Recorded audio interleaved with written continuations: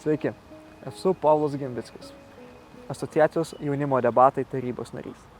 Nuo praėjusio rudens organizuojame Erasmus Plus projektą Debate Your Issue, kurio tikslas šviesti jaunimą įvairiomis sociopolitinėmis temomis, bei svarbiausia mokyti juos debatų kultūros.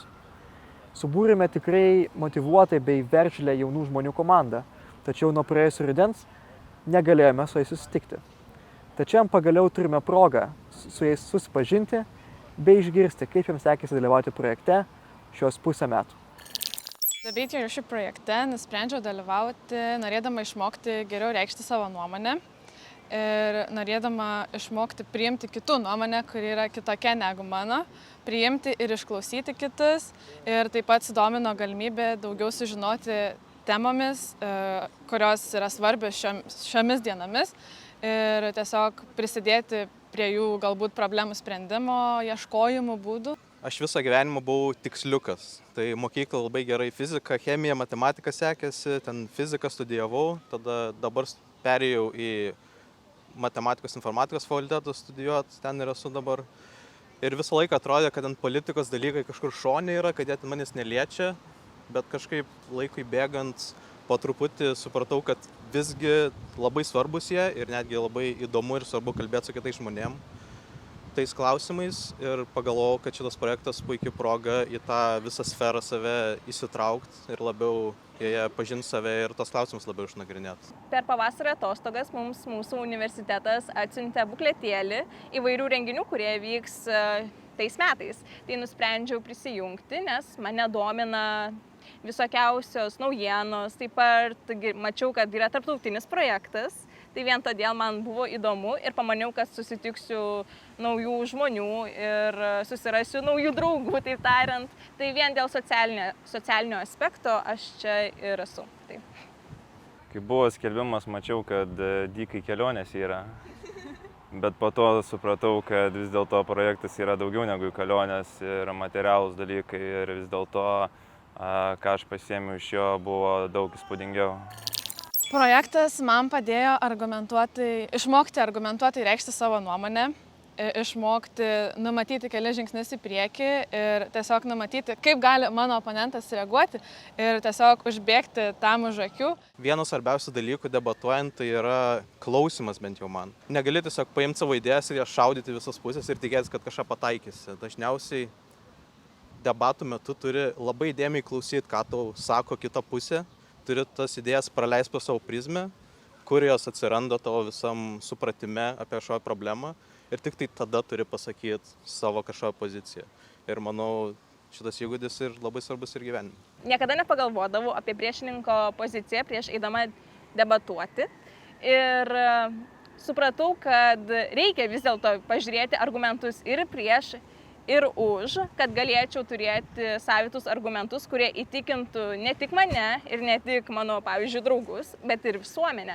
Man kaip komunikacijų studentai tai yra ypač svarbu, nes mes susidurėme su įvairiausiam propagandom. Mano debatavimo įgūdžius patobulino, nes dažniausiai būdavo, kai aš tiesiog pulčiau oponentą, o dabar vis dėlto, kai buvo mokymai, aš išklausau oponento ir tada puolu. Vienas didžiausių iššūkių tai buvo galbūt pati debatų struktūra ir labai sunku yra pati pradžia ir tos opening speeches ir closing speeches, nes jų negali pasirašyti iš anksto, jos turi vykti on the spot, nes tu niekada nežinai, ką tavo oponentas pasakys, o tu turi į tai sureaguoti ir tai turbūt buvo didžiausias iššūkis. Projekte buvo labai daug žmonių, kurie atstovavo labai skirtingų daug politinių srovių ir tikrai buvo iššūkis kartais tų žmonių, su kuriais aš iš principo nesutinku klausytis jų, tačiau tikrai buvo labai naudinga tas.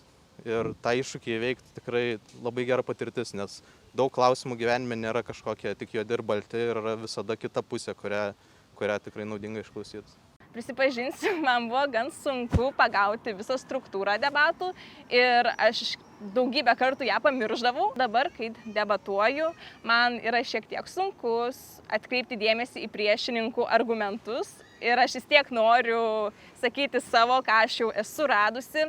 Iššūkiai projekto metu tai būtų turbūt tas dalykas, kad savaitgaliais turėdavai atsikelti 11 val.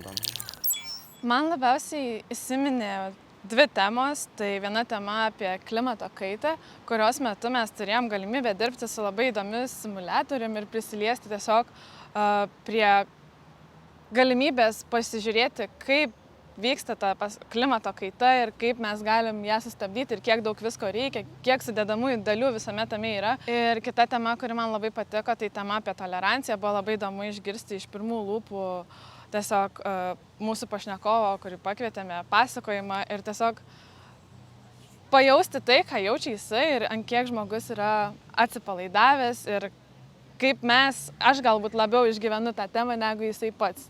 Man galbūt ne tiek temos įsiminė, o kiek žmonės, kurie tas temas pristatė. Pavyzdžiui, man labai patiko filosofo Viliaus Bartninko idėjas, kai jis pasakoja apie demokratiją, iš kur jie atsirado, apie toleranciją, kai kalbėjom. Buvo labai įdomu klausytis Violetos Davoliūtės, istorikės. Ir taip pat labai įdomu buvo pokalbis su Tomu Vytautu Raskevičium, kurį man buvo garbė moderuoti. Man buvo beveik viskas įsimintiniausia. Jau minėtos prieš tai temos, klimato kaita, holokaustas, tai tikrai atvėrė mano perspektyvą pažvelgti į tarptautinius įvykius iš kitos prizmės, nes tolerancijos tema iki pat dabar atsimenu ir kai skaitau apie tam tikrus įvykius, kurie nutiko Afrikoje, genocidas įvairių šalių, aš dabar suprantu, kaip tai vyksta ir kaip tai tampa realybė. Įsimintiniausia turbūt buvo ta filosofinė tema, kur buvo kalbama, kad ne veltui, kai šneki apie tokias opės temas, kurių tu negali turbūt pakeisti, tu vis dėlto aplink save kuri tam tikrą bendruomenę, kai kalbi su tam tikrais asmenimis. Mano mėgstamiausias mymas - kempiniukas, plačiakelnis iš filmuko ir jo fone deganti ugnis. Apibūdinimas yra toks, kad štai ką aš turiu omeny, kai iš manęs gaunate paprastą smailą. Mano mėgstamiausias mymas yra Game of Thrones 8 sezonas. Game of Thrones yra blogai, serialas. Nežiūrėkit jo, skaitykit knygas geriau. Mano mėgstamiausias mymas yra, įsivaizduokite, yra balta katė, jinai yra labai nepatenkinta, šalia jos yra salotos ir kitame paveikslėlyje ant jos šaukia dvi merginos. Kodėl šaukia, mes nežinome. Mėgstamiausias mymas yra, kai per kempinę Bobą animacinį filmą Patrikas su šluota atvirkščiai valo ir tada prieina prie jo žuvelę, sako, ei, tu atvykai iš Stupid Towną.